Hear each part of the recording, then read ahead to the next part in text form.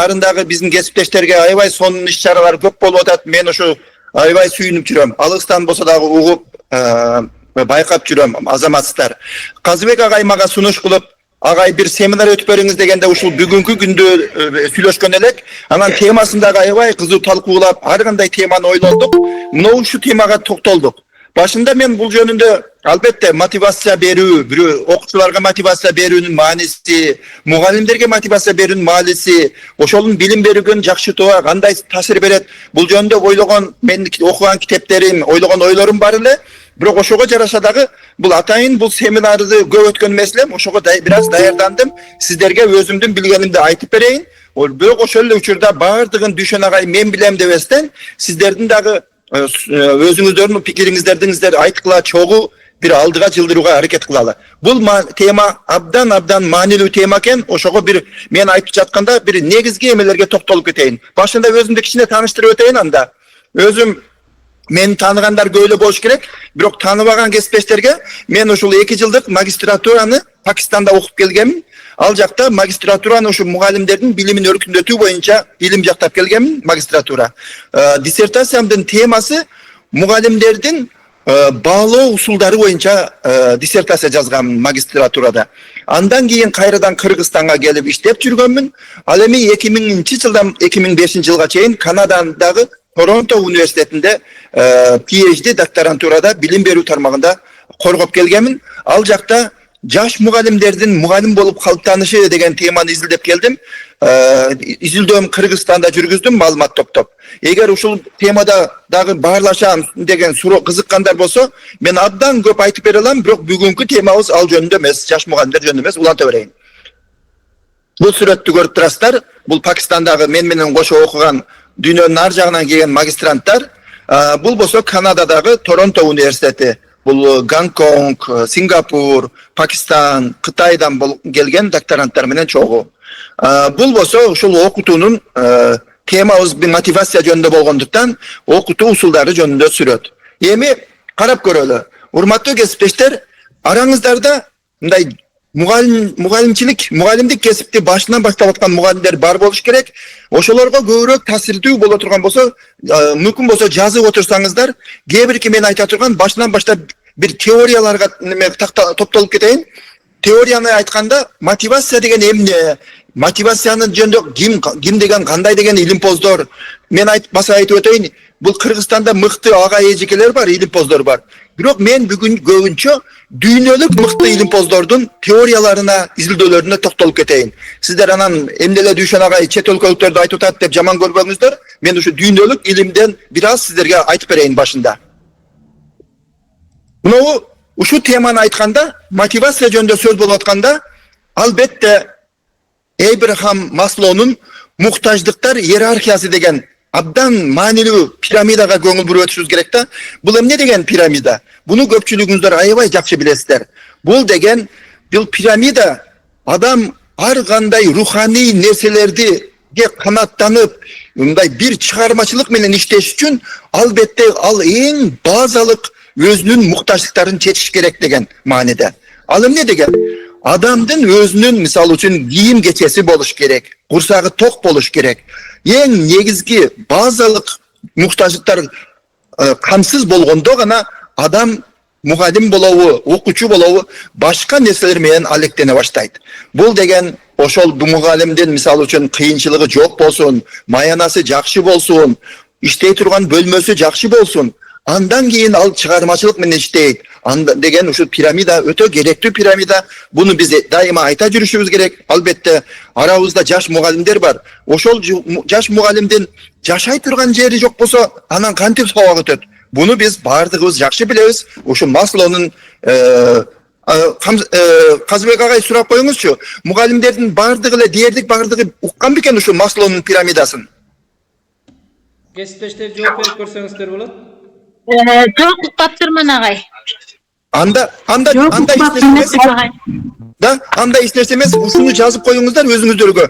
Маслоунун эгер мына өзүң адам үчүн эң негизги болгон муктаждыктар чечилгенде гана адам өтө жогорку жана руханий нерселерди ойлоно баштайт. чыгармачылыкты ойлоп, эстетикалык не, кооздуктарды, жанагы баалуулуктарды ойлоно баштайт. Ал үчүн демек биз, эгер мен мектептин жетекчиси болсом, ушул мугалимдерге кам көрүп, мугалимдердин маянасын дөрүрүсүрөөк, же болсом алардын иштеген жерин жакшыраак кылсам, ошондо мугалимдерден дагы аябай жакшы иштеп, алардан мындай обратный кайтарым байланыш болот экен да. Алдыга жыла берели. Талоочулар жазып отуруңуздар. Эми Маслоунун теориясын мен айтып өттүм. Маслоу, Эйбрахам Маслоу, бул анын жазган илимине дагы мен шилтеме берип атам.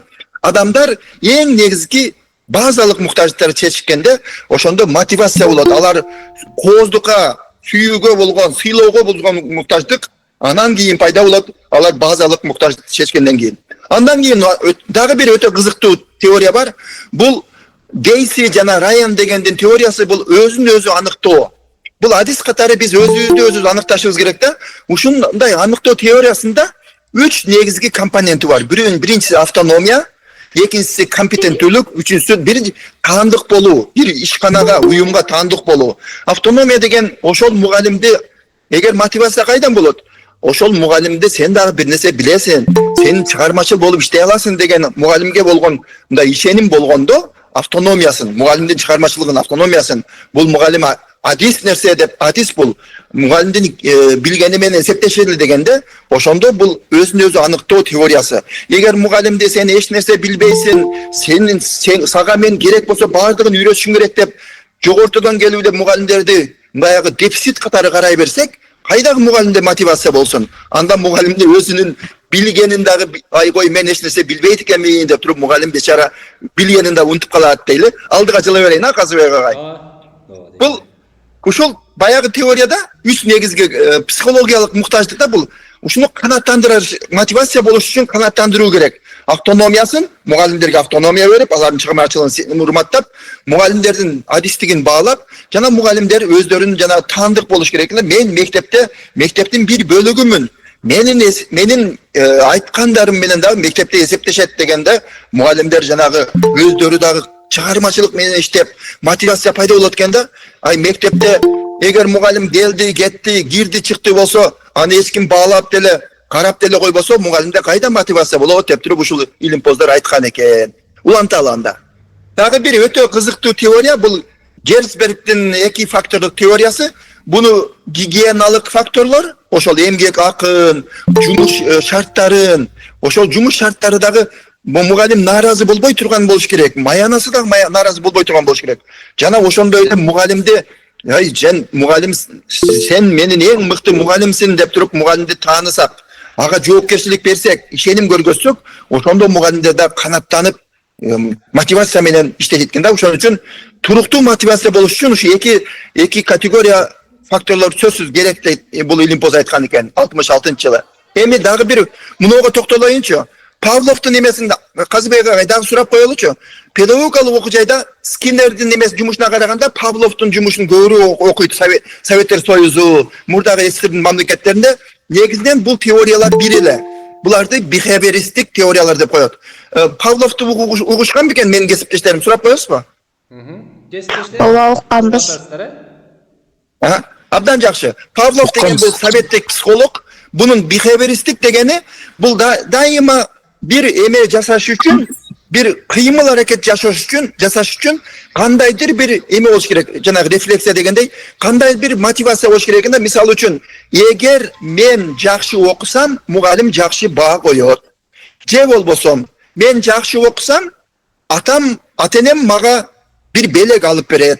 Degen kandaydır bir kızıkçılık boluş gerek ekende. Bulardın behavioristik degen kızıkçılık üçün gana hareket жасоо, sıylık üçün hareket жасоо.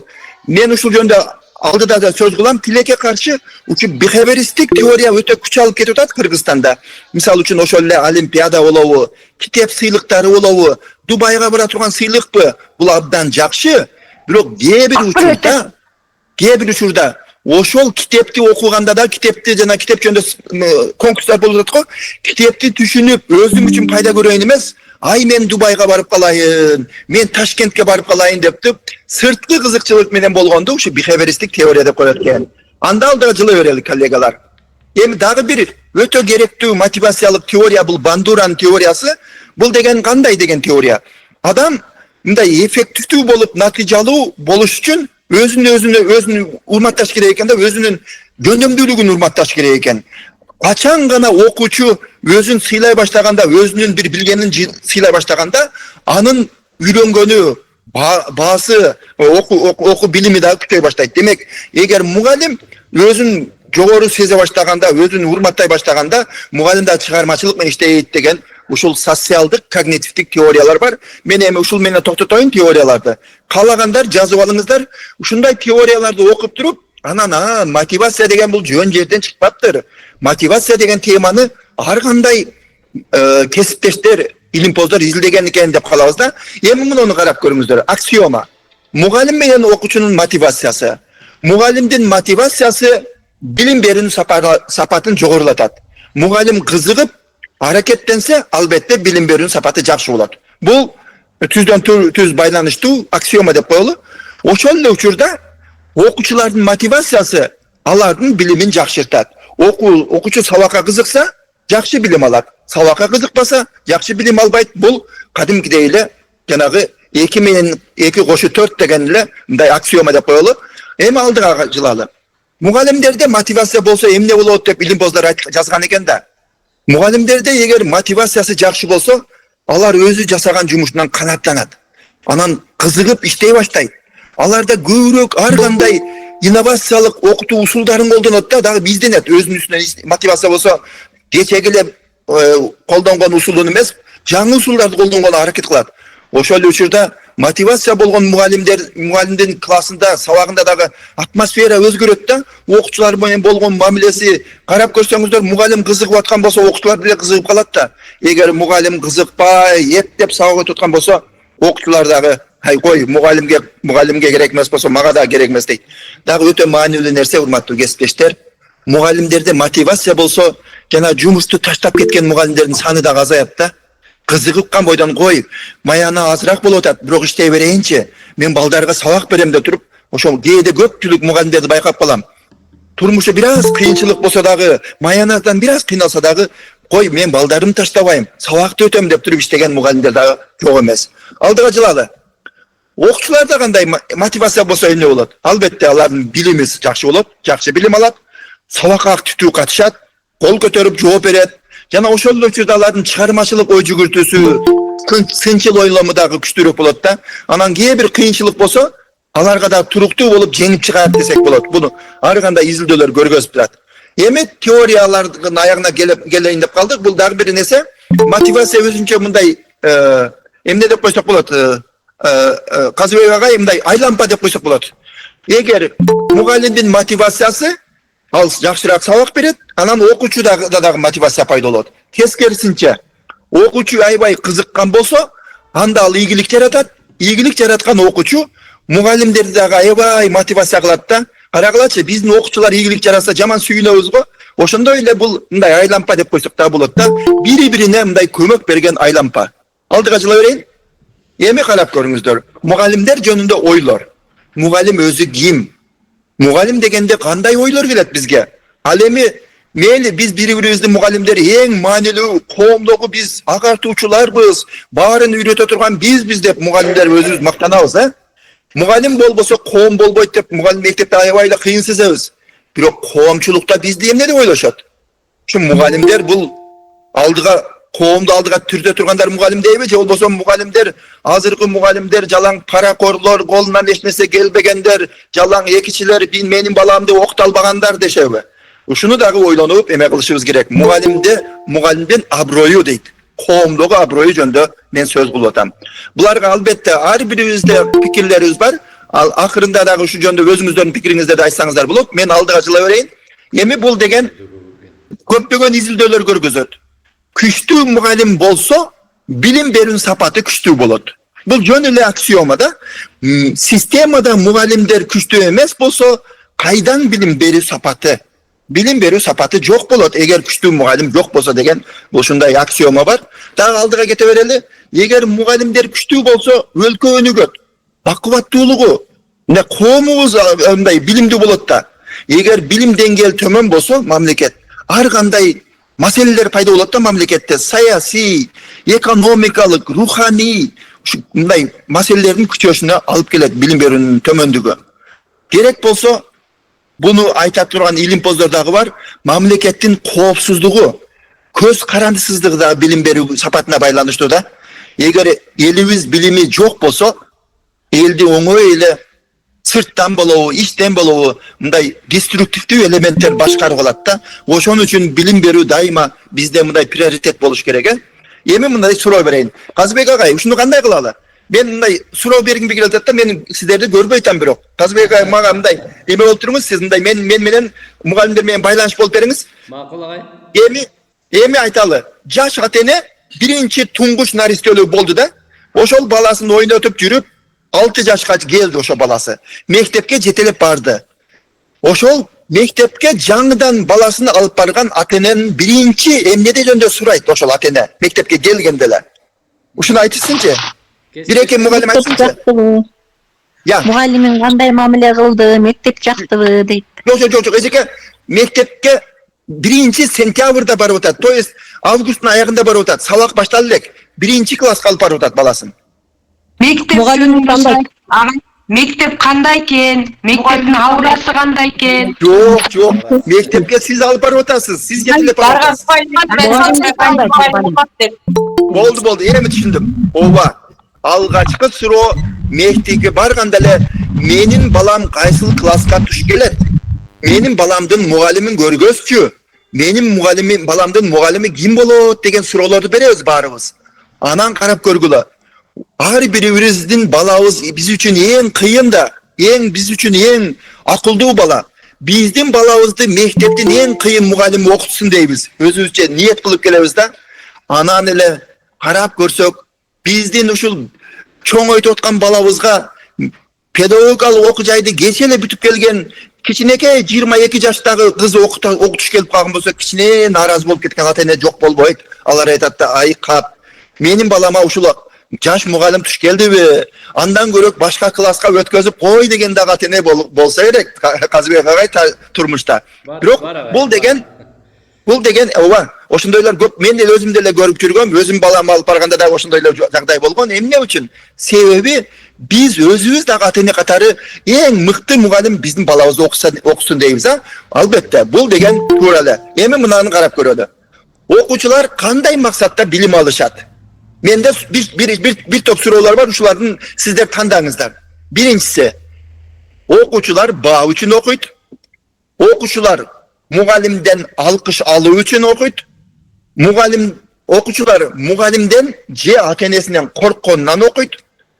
Же окуучулар бир нерсени үйрөнүп алайын, сабакка кызыккан үчүн окуйт. Анан бир нерсени үйрөнүү үчүн. Ушул мен бардыгы эле туурабы? Кайсынысы эң көп болот? Баа үчүн окугандар көбүрөөк болот. Тилекке каршы баа үчүн көбүрөөк болот экен да. Көрдүңүздөр, баа деген жанагы сырткы мотивация. Эми анда кээде биз ата-энелер да күнөөлүүбүз. Биз дагы 5 алып келсең, мен сага мороженое алып берем. 5 алып келсең, мен сага белек алып берем деп, албетте баа керек. Бирок баага карагандагы дагы бир нерсени үйрөнсө, мугалимдер ошого эме кылсак, кээде окуучуларга дагы баа менен алдайбыз да, мугалим катарычы. Ай сен ушуну кылсаң, сага 5 коюп берем деп туруп. Жок, ал үйрөнгөн үчүн көбүрөөк болсок, дагы жакшы болот экен, а? Анда аябай сонун эжеке мугалимдер. Эми карагыла, ушул жерде дагы мен дагы бир суроо берейин. Айтасыздар, мектепти таштап кеткен окуучулар дагы көп болот кээдечи, тилекке каршы. Жок эмес да. Эми кээ бир мектептерде такыр таштап кеткен окуучу жок, бирок ошол учурда мындай 4 себебинин бирөөсүн же болбосо бул жерде жок себебин айткылачы. Окууну кимдер таштап кетет? Биринчи, начар окугандарбы? Экинчи, сабакты түшүнбөй калгандарбы? Үчүнчү, жакшы даярдыгы жокторбу?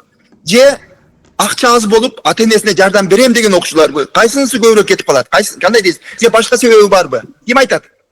Бизде болгон окуучулар. Акча керек болгон. Казыбек агай, сиз айтсаңыз, сен сүйлө деп бир-эки мугалимге айтсаңыз, берсеңиз. Анда эме кылалы. Бүчүр Steam кол көтөрүп атат. Мага көрүнбөйт да баары бир эскими. Анда элиме салам, сиз сүйлөй бериңиз. Ооба, айт, сиз өзүңүз. Туура айтасыз агай. Бизде 1-2 жылда ушундайлар кайталанды. Мектепти таштап кеткен окуучулар үй бүлөлүк шартына байланыштуу акча табыш керек болуп иштеп кетишти да. Мен 2 окуучуну билем. Ошо сиздин айтканыңыз боюнча 4-чү экен. Дагы башкалар бар бекен? 2 мугалимден дагы угалы? Надежда кол көтөрүп атат. Мен түшүнүгүм боюнчачы ийгиликсиз окуучулар анан сабакты түшүнбөгөн окуучулар кетет да. Анткени алар уруш жей берет, анан сен ортодон чыкпайсың деген нерсе баягы месине калыптанып калат дагы. Анан мен баары бир чыкпайм, лучше кетейин дейт да. Туура айтасыз. Жакшы. Туура айтасыз. Алар дагы мен экинчи турбаймынбы деп калат. Ооба дагы Казыбек ай дагы бирөөнү. Кайым эжеке? Сабакты түшүнбөгөн окуучуларга токтолуп атам. Сабак түшүнбөгөндөн кийин ал мугалимди дагы жактыра бербейт, сабакка да көңүлү жок. Ошондуктан ал сабакты таштаганга мажбур болот. Ооба.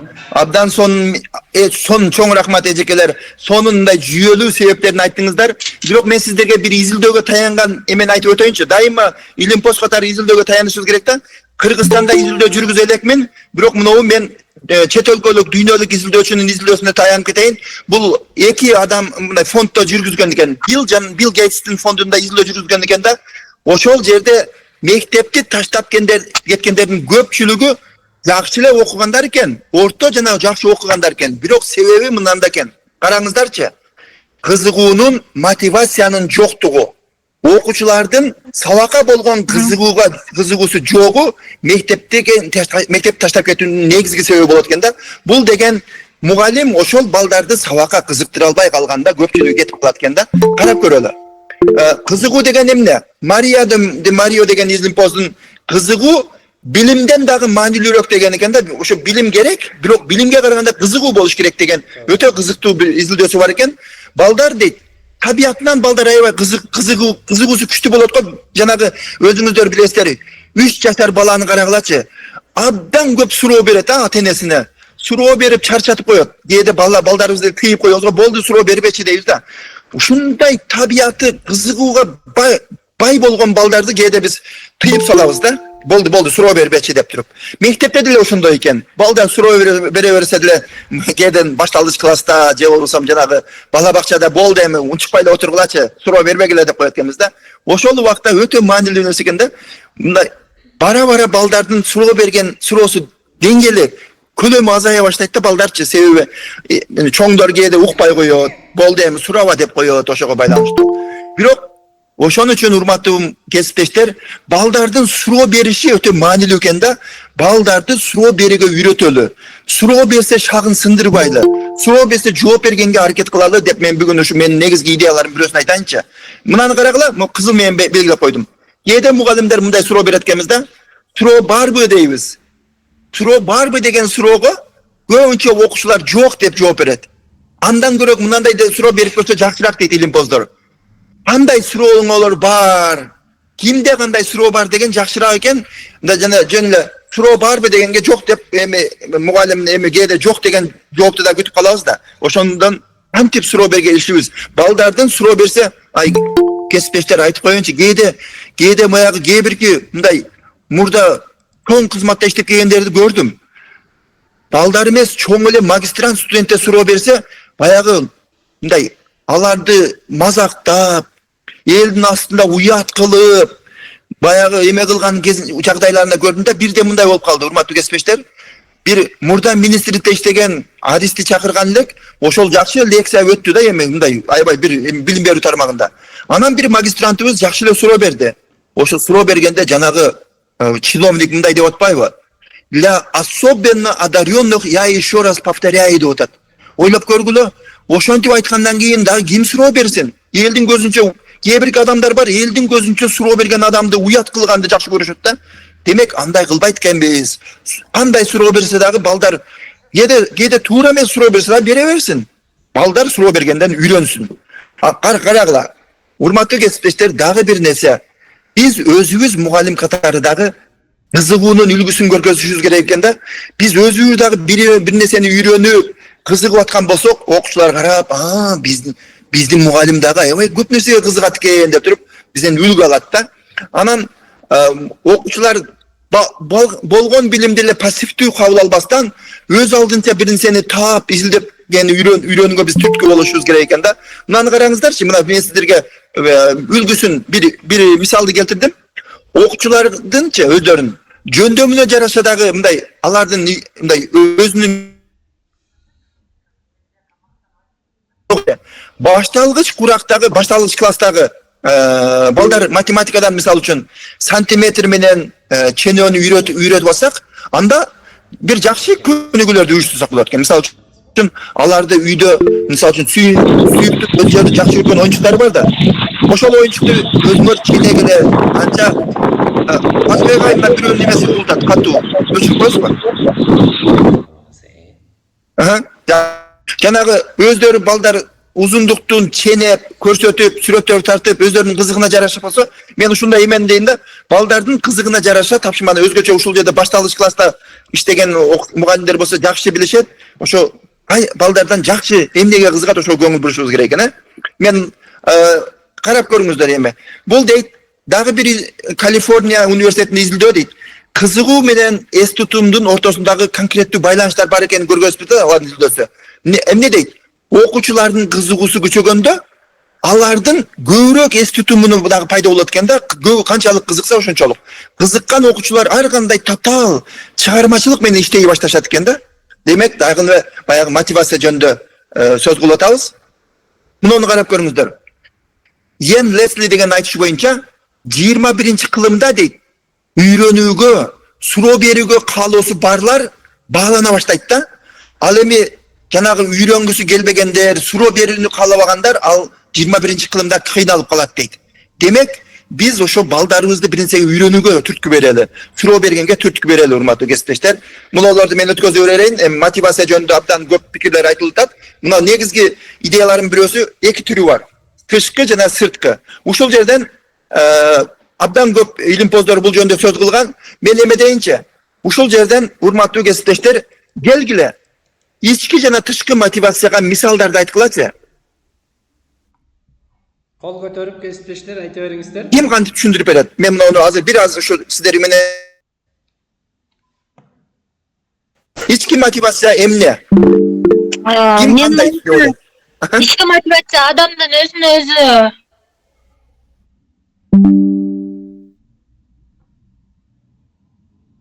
бергени ал сырткы башкалардан мотивация келсе тышкы дейт. Дагы кандай? Сиздин азыркы берип аткан мотивацияңыз тышкы мотивация. А биз өзүбүздүн баягы мотивация берип иштей турган болсок өзүбүздүкү. Мааниси жакшы болуп атат. Эмне үчүн мен сыртта болуп туруп анан кийин айтып атамбы? Ошон үчүнбү? Агай, жана сиз айта кеттиңиз, бизге окуучуларга койгон баа дагы бул сырткы мотивация экен. Ошону айт, эмне үчүн? Эмне үчүн? Эмне үчүн баа көбүнчө сырткы мотивация болуп калат? Сырткы мотивация, айта бериңиз. Сырткы мотивация болгондугунун себеби бул сырттан башка адам тарабынан кишиге мотивация берип аткандыктан, то есть биз баалап мугалимдер аларды биз сырттан баалап атабыз. Эң сонун. Алардын кандайдыр бир алдыга койгон максатына жетүү деле бул ички мотивациясы болушу мүмкүн да.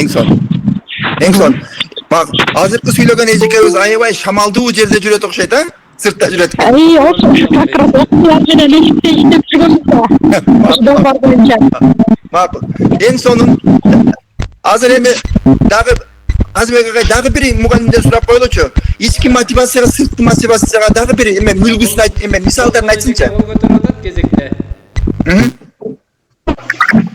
Саламатсыздарбы? Саламатсыздар, улам жазып, сабагыңызга катышат элем деген мен.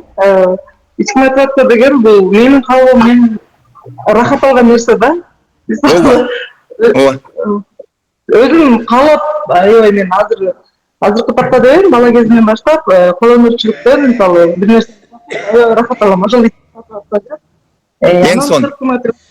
Сөзсүз түрдө мен азыр мектепте иштеп жатам. Мектептен сөзсүз түрдө ийгиликке жетишим керек деп жанталашып, улам конкурстачылыкка же башка бир нерсе кылып деле айтор, өзүмдү көрсөтө алып, башкалардан алган сыйлыктарым менен мактануу же айтор ошондон рахат алсаң, ошо сырткы мотивация ошол окшойт да. Мен ошону түшүндүм. Ең son туура айттыңыз. Эми абдан жакшы баяндап бердиңиздер. Эки мотивация да керек. Бирок менимче Кыргызстанда азыр сырткы, тышкы мотивация өтө күчөп, ички мотивация өтө алсыз болуп баратат да, ушуну баланс кылышыбыз керек. Керек болсо ички мотивация күчтүүрөөк болуш керек. Эмне үчүн? Ички мотивация деген баланын сабакка болгон кызыгуусу, бир нерсени үйрөнөйүн дегени, ал туруктуу болот, ал көп убакытка болот. Ал эми тышкы мотивация эптеп жакшы баа алуу, олимпиадада биринчи орунду алуу, же болбосо ата-энесинен бир белек алуу, же болбосо мугалим же болбосо ушундай окшогон мотивациялар, сырткы мотивация албетте ийгиликтүү болууга жардам. Бирок булар абдан туруктуу эмес да. Баягы элестетип көргүлө, Павловдун эмесин экспериментиндей.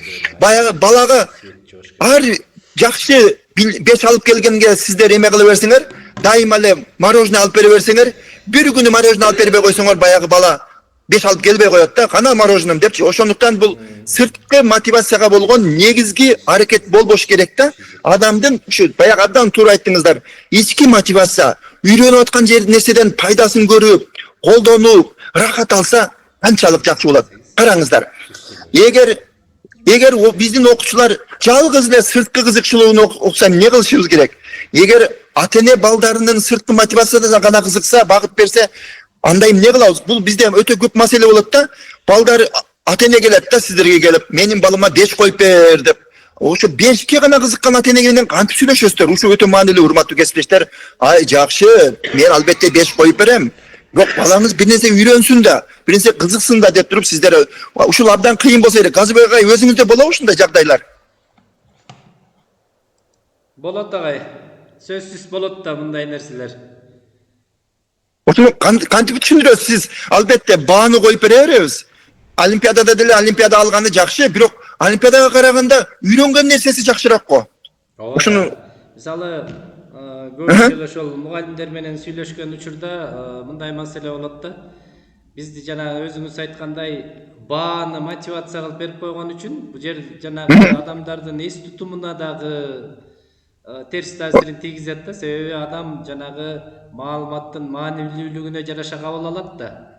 ооба. Өз алдына максат коюп коет. Эгерде окуучу 5 алам деген максат кое турган болсо, кайсы бир маалыматты окуп жатканда, ал 5 алгандан кийин автоматтык түрдө ал маалыматтын көпчүлүгүн жоготуп ийип атпайбы? Ооба да. Ооба. Эң son. Ошону Казыбек агай, мына орусчадан мага сиз котуруп берип коюңузчу. Мен аябай сыйлайм сизди, мындай эме аябай жакшы сүйлөйсүз. Мындай 5 алуу бул самоцель болуп калбаш керек да. Ошону кыргызча кантип айтып бересиз? Негизи мындай сабактандай эч качан бааны максат кылып коюп албашыбыз керек да. Ооба, ооба. Ооба, бир мугалим жардам берем деп окшойт, агай деп айтайын деп. Ооба. Эркай эме Кимилер? сүйлөгөн тат окшойт, айтып бериңиз. Ооба. Ошондой баага көз каранды болбош керек да, окуучу. Ооба. Ооба. Өтө керектүү маалымат ушулар. Мен сиздерден укканымда жакшы болот. Азыр дагы уланталы да, менде мындай эмелер бар да, бир ушул идеялар боюнчачы. Карагыла. Тышкы мотивация эмне? Баягы сиздер айтканды эле мен кайталап атам азыр. Тышкы мотивация бул сырткы факторлордон улам үйрөнүү. Же үйрөнүүнү имитация кылуу. Жазадан качуу. Ата-эне жазалашы мүмкүн. Ата-эне дагы эмне калдың дейт да. Же сыйлык алуу үчүн, сынактан өтүү үчүн, биринчи орунду алуу үчүн. Бул деген эмени дагы тилекке каршы жанагы окуучулардын ортосундагы мамилени да бузат да. Окуучулар бири-бирин атандаш катары көрүп калат. Сен 5 алсаң, мен 5 албай калдым деп туруп окуучулар дагы бири-бирин душман катары көрбөш керек да. Ушул бул эме сырткы мотивациянын зыяны дагы бар кээде. Албетте пайдасы бар деген илимпоздор да бар. Аны алдыда айтайын. Мисалы үчүн мынау карагыла. Караңыздар. Кээде мен коркконум мына сырткы дегенде турмес жазылып калат, кечирим сурайсыздар. Мен ушул урматтуу теңир толук менин кесиптештерим ушуну бир чогуу бир эме кылалычы, ойлонуп чечүү жолдорун эме кылалычы. Акыркы учурда байкасам биздин кесиптештердин арасында да өтө көйгөйлүү маселе болуп атат да. Өздөрүнүн окуучуларын даярдап, жанагы репетиторлорго берип, олимпиадага даярдап, бир окуучуну чемпион кылып, анан бул ошол бала биринчи орунду ээлесе, ошол мугалим өзүн да кыйын сезип, ал мектепте калган 200 окуучу эмне болду? Аларга көңүл бурбай эле жалгыз гана сырткы мотивация болгон олимпиадага өтө ашыкта көңүл бурабыз да. Жанагы Сингапурда албетте Сингапур башка эме. Бирок Финляндияда олимпиада менен анча деле кызыкпайт экен. Олимпиада болуп атабы, болбойт атабы? Макул. Барып келгиле, кызыккандар барып келгиле деп коет экен да. Бизде болсо мектептин 1-орунга чыккан олимпиадага байланыштуу, же болбосо керек болсо жанагы шаардык билим берүү башкармалыгы ал эле эмес, шаардын мэри дагы ушу олимпиада менен өзүн мактанып калбадыбы азыркы учурда. Олимпиада жокпу? Жазаланып, олимпиада барбы? Жакшы деп атат деп. Эми олимпиада керек. Мен аны жок деп айтпайбын. Араңыздарда олимпиада чыгарган мугалимдер бар. Бирок жалгыз эле ушу сырткы мотивацияга ашыкча маани берүү зыяны да тийип калат дейм да. Эгер макул болбосоңуздар айтыңыздар, ким макул эмес менен? Казыбек агай. Туура макулбуз агай. Да? Анда уланта берейин, ана макул болсоңуздар.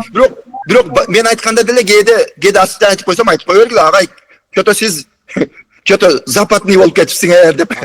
Ана карагыла. Болуп бараттырсыз деппи? Ооба. Караңыздар. Эми себеби бул Финляндияда алар даярданышат, бирок алар атаандашууга караганда жанагы баланын кызыгуусуна, шыктануусуна жараша көбүрөөк олимпиадага даярданат экен да, эл аралык олимпиада Финляндиядачы. Ички мотивация аксет берилет. Баягы химияга кызыгасыңбы, ушудан бир проекттер жасайсыңбы? Окуучулар негизи эле жалгыз эле сыйлык үчүн эмес, ушу бир нерсени даярдап, жасап, өздөрүнүн жанагы эмесин, талантын ачуу үчүн дагы көбүрөөк катышат экен да. Олимпиада өзүнөн өзү максат эмес, алар өнүгүү мүмкүнчүлүк катары кабылданат экен да. Макул, анда уланта берейин. Эми мугалимдер албетте Финляндиянын мугалимдери алар автономияга ээ, ар бирин өздөрүн урматташат, алардын окуу пландары дагы ийкемдүү болот. Олимпиаданын талаптары менен анча дал келбей калат да. Макул. Араңыздарда жана олимпиада аны уюштурган мугалимдер болсо мени урушпаңыздар, а? Эми ички мотивация. Ички мотивация бул окуучунун окууга болгон сүйүүсү, предметке болгон кызыгуусу, бир нерсени үйрөнгөндөн ырахаттануусу, жана эжекебиз алдыда эжеке аябай сонун айтты. Бир нерсени үйрөнгөн болсо, даярданып жасаган болсо, ушунчалык сүйүнгөн болсо, ушул ички мотивация экен. Бул адатта узак мөөнөттүү да, ошодон өзүнчө сүйүнүп, баягы бала эсинде калат. Көпкө чейин пайдасы тиет ички мотивациянча. Эми тышкы мотивация албетте окуу процессинен алаксытат. Узак мөөнөттүү болбойт. Окуучу сыйлык үчүн гана окуп калат. Мугалим окуучунун сыйлыгы үчүн гана карагылачы, баягы олимпиада болсо канчалык мугалимдер болельщик болуп барат. Урушуп кетет. Өзүнүн окуучусу жеңбесе, бардыгын күнөөлөйт да. Көргүлөчү ушундай тескерисинче жанагы башка жеңген мугалимди, жеңген окуучуну сыйлап куттуктап койгондун ордуна, кой менин окуучум жеңбеди, значит туура эмес болуп калды деген да мугалимдер жок эмес. Алдыга улантабыз анда. Анан бирок кээ бир эксперттер тышкы мотивация менен акырын ички мотивацияны күчөтөт деген илимпоздор дагы бар албетте. Мисалы үчүн сыйлык берсең, эми мен аябай сүйүнөм, Кыргызстанда билим берүүгө жанагы конкурс уюштуруп, китеп конкурсун уюштурган бир биздин замандаштарыбыз бар. Алар билим берүүдө иштебесе дагы акчасын берип, бир нерселерди уюштуруп, бизге окуучуларга бизге чыгып берген биздин замандаштарыбыз бар, компьютер берген. Аларга рахмат. Бирок ошол эле учурда мындай аларга эгер ички мотивацияны да кошо алып келсе, дагы жакшы болот экен, а? Азыр кара кантип дегенде, мисалы үчүн окуучулар ошо жалаң эле сыйлык үчүн эмес, жаңы сөздөрдү, окуганды, бир нерсени кошо үйрөнө жүрсө. Бир суроо ушул боюнча. Макул. Мен мына азыр бир мына жерден маанилүү жерлерин көрүп алайынчы азыр. Айта бериңиз, Саламатсызбы? Асылкан Маматова Ошмудан. Азыркы сөзүңүздө окуучуда ички мотивация жаралышы үчүн сабактагы мугалимдин балоо критерийлерин туура так коюшу дагы ошол балада ички мотивациянын жаралышына негиз болот деген ойдобуз да. Ушул канчалык деңгээлде туура? Өтө туура. Эми Асылкан эжеке чоң рахмат. Бирок сиз айткан критерийлик баалоо Кыргызстанда жаңыдан кирип атат да, бардык жалпы мектептерибизге кире элек да. Казакстанда 5-10 жылдан бери кирген критериальное оценивание деген. Ошонун негизги максаты окуучулар бири-бири менен атаандашпасын, бири-бири менен урушпасын, бири-бирин конкурент көрбөсүн. Ар бир окуучу өзүнүн прогрессин, өзүнүн гана эмесин, өзүнүн көрсөткүчүн өзү менен гана атаандашсын. Окуучулар сиз айткандай ички мотивация болот да, мен ушу бир нерсени үйрөнө алдым, аракет кылып, баягы алдын ала критериялар бар да. Математика, мисалы үчүн математиканын канча 6 класс десек, алдын ала критериялар жазылган болот да. 6 классты бүткөндө ушул эмелерди, көндүмдөрдү, компетенцияларды үйрөнөсүңөр деген тизмеси бар да. Окуучу үйрөнүп атып, анан өзүнчө сүйүнөт да, мен ушуларды демек үйрөндүм деп туруп. Критериялык баллонун эң жакшы жагы ушул. Ички мотивацияны күчөтүш керек, албетте мугалимдин чеберчилигине жараша. Анан жанагы атаандашууну да азайтыш керек идея боюнча. Асылкан эжеге чоң рахмат. Мен сиздерге суроо берейин эми.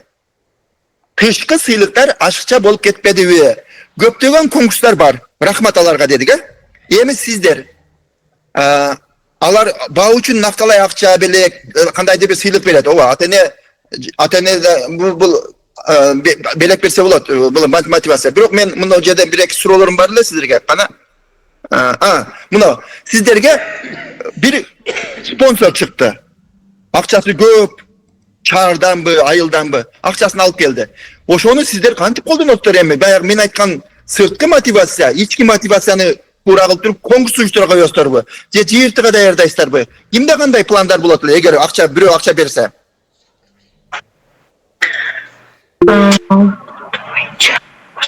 Айта бериңиз, тартынбай. Жолпонча сүйлөй бериңиз.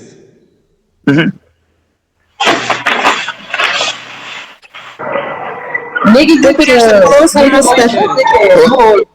ОРТга даярдоо боюнча пайдалансак макул. Ага иштесек болот, себеби балдардын келечеги үчүн керек. Андан башка дагы. Эмне конкурс кылат элеңиз? Кандай кылат элеңиз? Бала жалгыз эле сырткы мотивация болуп калбасын да, бала. Эптеп эле сиздерден белек утуп албасын. Конкурс уюштурса болот, агай. Кандай? Конкурска сыйлык койбой, ошонун уюштуруу иштерине ошол акчаны сарптаса болот. Мен жооп берейинби, агай? Макул. Дагы айтыңыз. Мен ошо акча бөлүнө турган болсо, китеп окуу жарышын уюштурмакмын. Себеби бул жерде балдардын аң сезими, ментальный ойлоо жөндөмдүүлүгү, нейрондору жакшы иштеш үчүн китеп окуу абдан пайдалуу. Буга чейин да китеп окуу жарыштарын уюштуруп келгенбиз. Ошол конкурсту улантмакмын. Мен если ошондой акча бөлүнө турган болсо, биринчиден. Дагы экинчиден айта бериңиз. Экинчиден болсо, ошо окуучуларга шыктандыруу үчүн жанагындай жерлерди көрсөтмөкмүн, чөйрөдөн алып чыкмакмын. Чөйрөдөн алып чыгып, башка маданияттар менен тааныштырып, башка мектептин окуучулары менен кесиптик окуу жайларга алып барып тааныштырып, кыскасы окуучуларды шыктандырмакмын. Өтө сон, жер кыдырган өзүнчө жакшы болот, абдан жакшы, өтө жакшы. Дагы бирөө агай дедичи, адам айттыбы? Мен сүйлөсөм болобу? Биз ушу долбоорго акча таптык да, биз дагы спонсорлордон, ийгиликтүү адамдардан жана биз мындай долбоорду алып чыкканбыз да, биз көчмө китепкана депчи. Мен сиз айтсаңыз ойлоп атам, биз ошо билим берүү жаатына бирке болсо да салым кошолу деген ой менен жана Финдерде бар го, Финдерде деп айтсаңыз ойлоп атпайм, же Сыналман деген адамчы бир өлкөнүн өнүгүү тарыхында ошо көчмө китепкана уюштуруп, болгон жерге китеп таратып, элдин билим сапатын жогорулатат эмес. Убагында Финдер дагы топко көбүрөөк басым берип калышкан, футболгочу. Анан биз ошо долбоорду алып чыктык. Мен сиз айтсаңыз ойлоп атам, биз где-то 160 китеп чогулттук уже, анан көчөлөрдү уже кыдырып баштадык. Кудай буюрса, ушул долбоорго ошо долбоорду алып чыгып атабыз, ишибиз жакшы жүрүшүп атат. Келечеги барбы деп ойлоп атабыз да. Анан китепти биз бесплатно берген жокпуз, 20 сомдон арендага берип атабыз. Анан ага көбүнчө адамдар чыгармаларды окуганды жакшы көрөт экен. Биз көбүрөөк мотивациялык китептерди алганбыз. Бай атам, кедей атам, кантип баламды тарбиялайм деген сыяктуу чана. Мен ошо адамдарды карап аябай жакшы китептер. Өтө сон. Эжеке, сиздин айтканыңыз мага аябай жакты. Мынау сиздердин долбоор туруктуу дагы болуп атат. Мыкты окурман үй бүлө, мыкты окурман окуучу, дагы мыкты мугалим конкурстарын уюштурсам деп ойлоп атам да. Эң сон. Азыр дагы бир эжеке агай деп калдым. Макул, акыркысы болсун. Биз алдыда менин материалдарым көп, ошол акыркы эжекеге да кезек берип коелу, агай дегенге.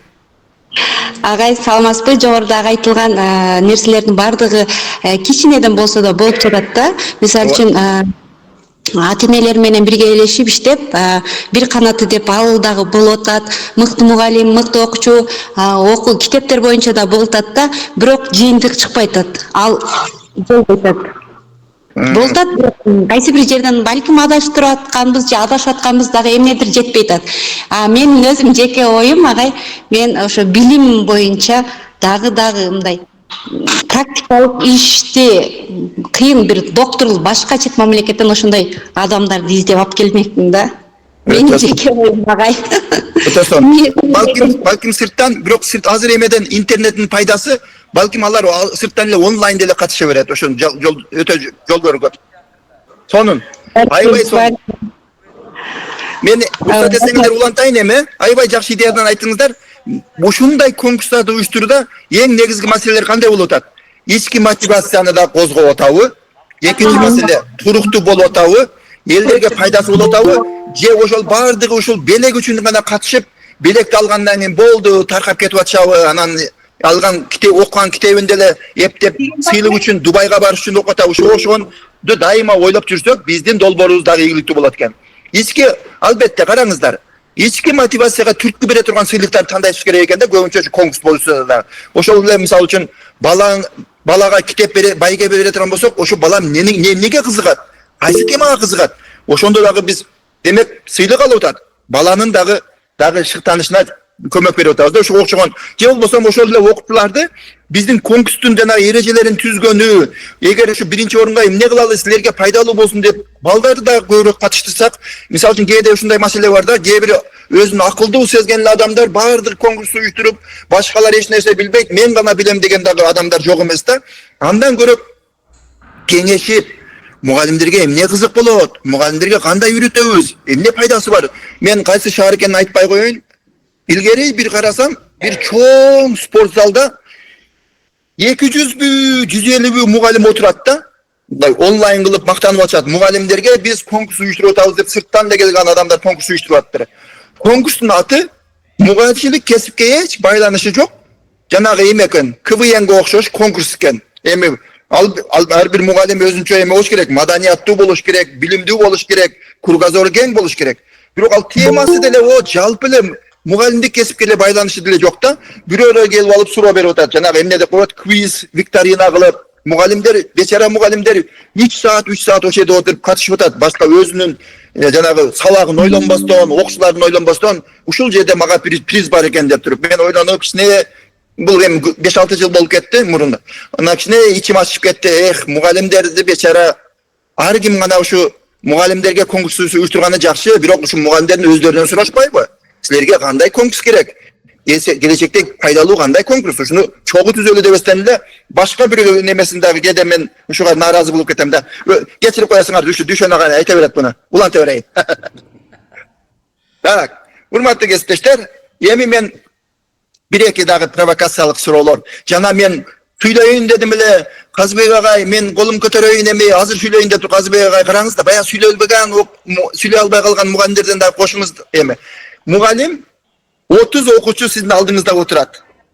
Кээ бири өтө тез окуйт, жакшы окуйт, кээ бири унчукпай отурат. 30 окуучу отурат классыңызда. Мугалим катары кайсыл окуучуга көңүлдү көбүрөөк буруш керек мугалим? Сизде 40 гана мүнөт бар. Мындай провокациялык суроо. Казбек агай ким жооп берсин? Мен айтайын, багай. Мен жооп берейинби? Давайте. Эми алдыдагы окуучуга деп ойлойм да, жана активдүү окуучугачы. Анткени арттагы окуучу сөзсүз аны көчүрүп алат деген ойдомун да. Жок. Мен андай кылбайт элем. Башкача пикирлер барбы? Бирөөсү айтсын, бирөөсү. Мен жооп берсем болобу? Кол көтөрүп алалы. Тамара эжеке сүйлөп атат.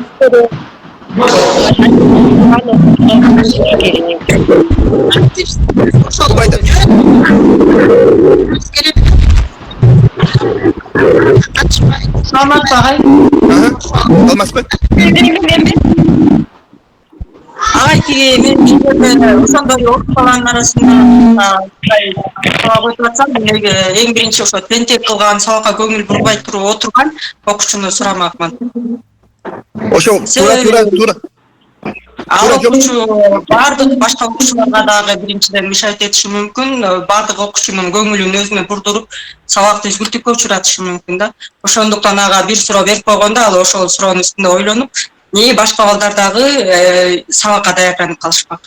Азаматсыз. Бирок мынаны карасаңыз, сиз туура айттыңыз, бирок ошол учурда жанагы сабактын 30 мүнөтүн ошо балага кетип калбаш керек да. Аны отур, унчукпай отур деп кээ бир мугалимдер бар.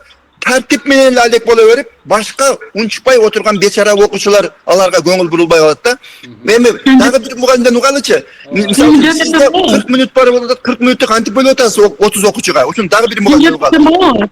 Да, келиңиз. Ой, айта бериңиз. Жооп бере берейин, биз балдарды алдыбызда турган балдарды биз мугалим болгондон кийин мындай жогорку чеберчилик менен уюштуруп алышыбыз керек деп ойлойм. Ал үчүн бизде азыр интеграцияланган деңгээлдеги бир немелерди, маалыматтарды топтоп же окуучуларды деңгээлдештирип бөлүү менен алардын баарына көңүл буруп толук жете албасак да бирок аракет кылышыбыз керек деп ойлойм да, баягы деңгээлдештирип. Өтө сон. Ушул акыркы эжекем айтканды бир педагогикалык термин пайда болду акыркы 5-10 20 жыл, 15 жылда. Ушуну жазып алыңыздар каалоочулар. Өзүңүздөр интернеттен карап көрүңүздөр, искусственный интеллекттен карап көрүңүздөр. Дифференцированный подход обучения деген бар. Англисче differentiated approach деген. Себеби алдыда эжекебиз да туура эле айтты. Эми жакшы окуган окуучулар ал тез өздөштүрөт, башкаларга үйрөтөт, бирок кээде ушундай болуп калат да, биринчи айткан эжекебизчи. Анда биз ошолорго эле көңүл бурсак, алар алдыга кетип калат дагы, аркадагылар артта калып кете берет да. Бул дагы кээде идеалдуу болбой калат.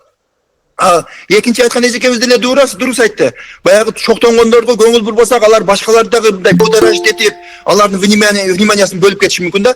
Бирок акыркы эжекебиз айткандай, ар биринин деңгээлин билип, бирок ошол учурда дифференцированный подход кылып, жанагы отличник болгон окуучу биздин класста болуп калганга күнөөлүү сезбеш керек да өзүн. Биз башка артта калган эле окуучуларга менен иштей берсек, жакшы окуган окуучу унчукпай, эжекем качан мага көңүл бурат, ошо эки кишилерге эле көңүл бурат деп ал дагы эме ал деле сизден бир нерсе үйрөнүшкө акысы бар. Баягы артта калган окуучу дагы ал бир нерсе үйрөнүш керек. Ошону мугалим абдан жакшы эме кылып, ар бирине жетишип, бирок ошол учурда эме кылыш керек. Аябай дифференцированный подходду колдонгондагы максатка ылайыктуу. Ошону өзүңүздөр карап коесуздар. Мен улантып берейин, себеби көп нерсе даярданып алдым эле. Суроо болсо акырында жооп берем. Баалоо маселесиндагы азыр жанагы Асылкан эжекебиз да аябай туура айтты. Ага чейин критериалдык багга чейин мына суроону дагы бир суроону коюп алайын сиздерге. Баалоо дагы өтө талаш маселе да. Окуучулардын эң талаша турганы ушу баага байланыштуу болот. Азыр эми сиздер айткылачы. Нарында болосуздарбы, Ошто болосуздарбы, Таласта болосуздарбы? Бааны өзгөчө чейректин баасын, же болбосо экзамендин баасын университетте болобу? Окуучуларга, студенттерге жарыялап ачык угузуу керекпи, же ар бирине өзүнө гана кулагына шыбырап айтыш керекпи? Кимде кандай пикир бар? Пикирлер болсо дароо Чолпон эжеке кол көтөрдү, айта бериңиз. Негизи баалоо системасы биздин мектептердеги баалоо системасы туура эмес да. Анан окуучулардын желательно ар бирине анонимдүү эле айтылса, баасы сөздүн деңгээлин жүзө эле башкаларга салыштыруу болбосун. Мугалимдерде да бизде дагы башкаларга салыштырбай эле мындай багажы кылып мен иштеп жатканда баалоо системасы такыр жатпайт. Рахмат, Чолпон эжеке, өтө туура айттыңыз да. Кээде балдарды шагынсындырабыз баалоо менен. Дагы бир мугалимден угуп коелу, Казбек агай. Азыр Саадат эжеке сөз береличи. Саадат эжеке кол көтөрүп атат.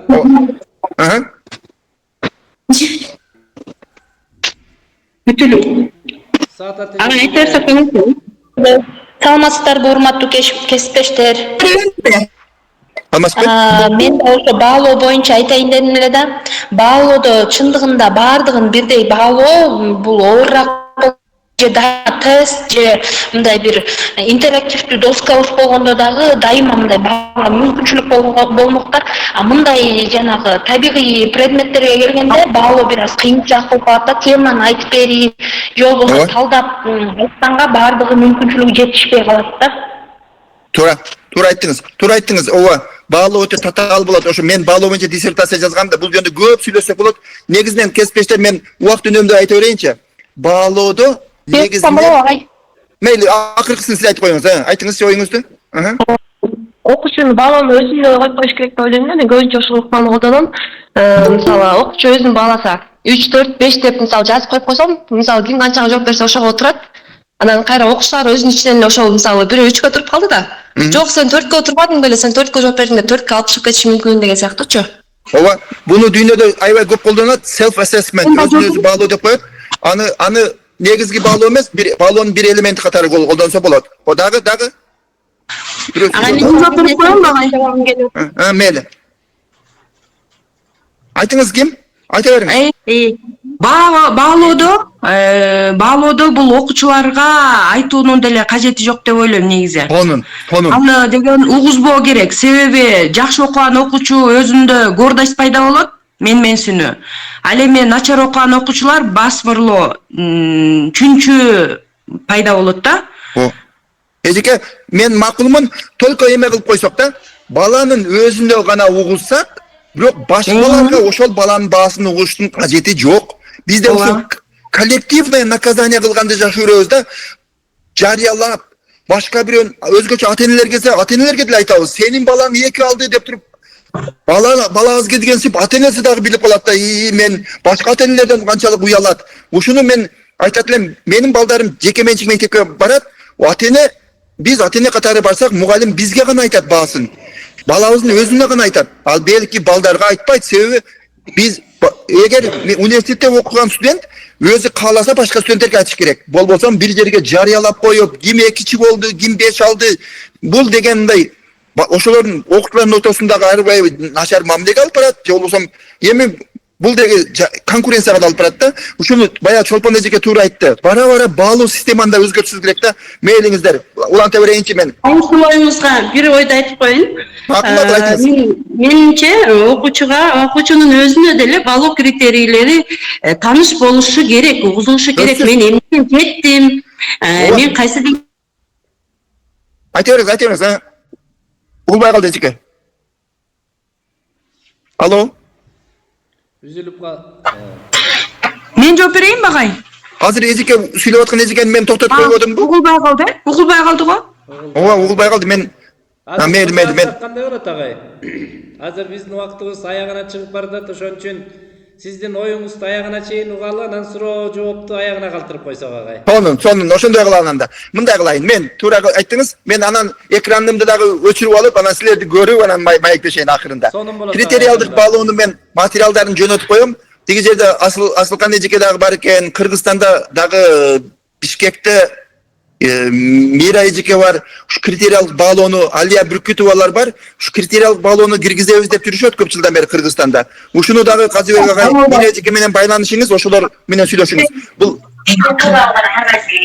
бирөө сүйлөп атабы? Жок, басылып кетти окшойт агай. Эми мен аягына чейин чыгарсам, билим алууга ушуну менен аягына чыгарайын эме Казыбек агай. Билим алууга эч нерсе тоскоолдук болбош керек деп бир аңгеме менен эме кылайын. Бул аңгемени мен өзүм англис тилинен котордум, китебимде бар. Карап көрөлү. Бул деген кызыктуу аңгеме. Бул аңгеме мындан бир 300 жыл мурун болгон окуя экен. Азыркы Испаниянын территориясында Мурильо деген аябай белгилүү сүрөтчү жашаган экен. Ал сүрөтчү абдан кооз сүрөттөрдү тартып, аты алыска кеткен экен. Анын студиясында өзүнүн шакирттери болуп, күнүгө аларга үйрөтчү экен. Эрте менен келип, шакирттерине үйрөтүп, анан кечинде кетип, студиядан ошол жерде иштеген жанагы эмелер, кызматчылар, эми кулдар иштеген экен да ал учурда. Кулдар ошол эмени студиясын тазалап, жыйнаштырып, анан күнүгө ушундай окуя болуп жүргөн экен. Анан бир күнү гана эрте менен Мурильо өзүнүн студиясына келсе, студиясында абдан кооз сүрөт тартылып калган экен да. Бул аялдын тулку бою сүрөтү турган экен. Баягы Мурильо абдан таң калып, шакирттеринен сурайт: "Ай, бул сүрөттү ким тартты?" дейт. Анда шакирттеринин баары айтат: "Жок, мен тарткан жокмун" деп айтат. Ошондо Мурильо ошол жерде иштеп жүргөн Себастьян деген кулдан сурайт экен: "Себастьян, бери келчи. Түн жарымда түнү бул жерде бирөө жарым болдубу? Бирөөнү көрдүңбү?" десе, Себастьян айтат экен: "Жок, мен эч кимди көргөн жокмун" деп ал айтат экен. Себеби ал мындай ошол эмени студияны тазалап калат да, "Жокко жоюн" деп жооп берет экен. "Эч кимди эле көргөн жокмун" дейт экен. Анан кул ошентип эч нерсе деп жооп берген жок. Мындай кече түндөсү бул жерде бирөө болуптур десе жооп бербейт экен.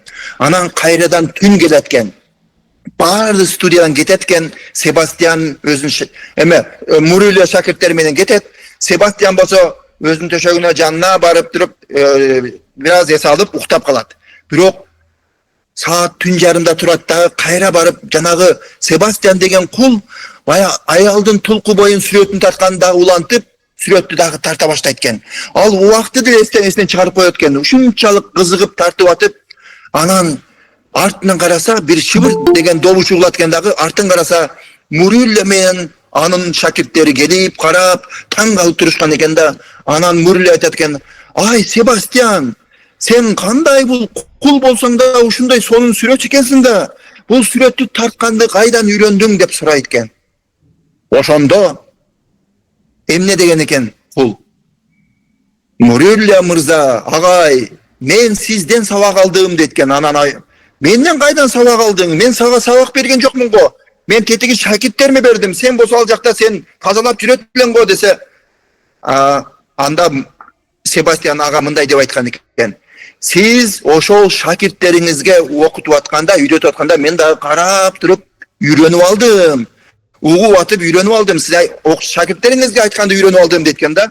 Анан ошондо Мурилле абдан ыраазы болуп туруп: "Себастьян, sen бул жердеги шакирттеримен да кыйын сүрөтчү чыктың" деп туруп, "Эмне каалайсың сен? Сага эмне кылайын мен? Акча берейинби?" дейт да.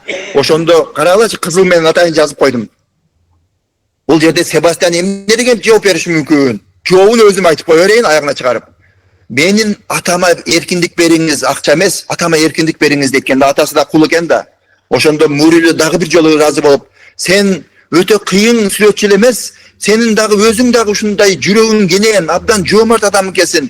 Өзүң эмес, атаңа эркиндик каалап атасың. Макул, мен сага дагы эркиндик берем, атаңа да эркиндик берем. Бирок сен болсо менин шакиртим болосуң, менин окуучум болосуң. Экөөбүз чогуу сүрөт тартабыз" дейт. Демек, экөө чогуу иштешип, көптөгөн мыкты сүрөттөрдү тарткан экен. Кана ушуну менен аягына чыгардым бул жерде. Азыр чапканды үйрөнөйүнчү. Азыр мен жаап атканда мен суранайын эме. Казыбек агай, ушул аңгемеден ким кандай жыйынтык чыгарды? Ушул эмне үчүн ушул жөнүндө айтып атабыз? Бул эмне деген, эмне пайдасы бар ошонун тамсилдин? Кимге кандай сабак болду? Бирөөлөр кол чабып атышат, бирөөлөр бармагын кыргызышат. Кана ушул жерден эми сизге 4 мугалимди сурайлы.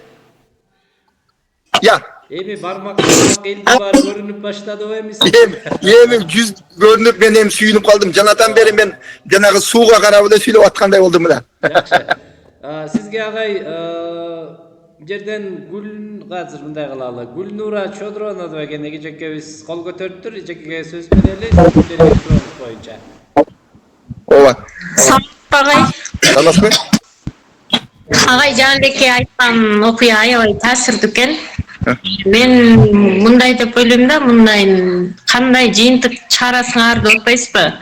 Мен ойлойм, бардык адамдар бирдей билим алууга укуктуу дегенди түшүнүп атам бул чыгармадан. Анткени Себастьян кул болгонуна карабай, ал ошол бардык нерсени жөндөп кетти да, сүрөт боюнчачы.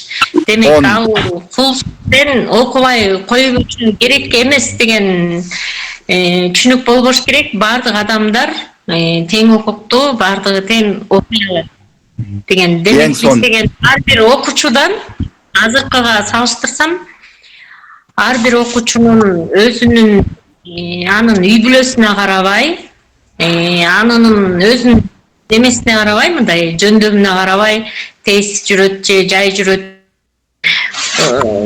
өзүнө карабай бардыгына бирдей билим беришибиз керек экен да. Өтө сонун. Сиз өтө жакшы сабак алыпсыз, Гүлнур агай. Сиз мугалим катары карапсыз бугачы. Мугалим катары эч кимдин бөлүп жарбастан, сенин тыйының бар, сенин тыйның жок, сен онун баласың, сен бунун баласы дебей, баарына биз билим берүүгө милдеттүүбүз. Баарына биз жардам беришибиз. Өтө жакшы карапсыз. Дагы башка мугалим барбы? Башка мугалим кандай жыйынтык чыгарды? Мен жооп берсем болобу? Дагы бир жолу тиги жаңы элеки сиз айткан чыгарма абдан таасирдүү болду окшойт. Негизи баардыгы эле мисалы жөн гана ошол жерде шыпырып эле жүрбөстөн өзүнө бир жана сабагын, тарбиясын, таалимин алды окшойт да ошол кишичи. Ал кул болсо дагы, бирок баардыгы эле ошол жерде окуган жанагы сүрөтчүлөрдөй эле акыл эстүү адам экени жанагы жөн гана шыпырып жүрүп деле өзү жана таалимди ала алат экен деп мен ошондой түшүндүм да. Өтө сонун. Эме сабак алды да. Өтө сонун. Саадат эжеке чоң рахмат. Уктук. Кийинки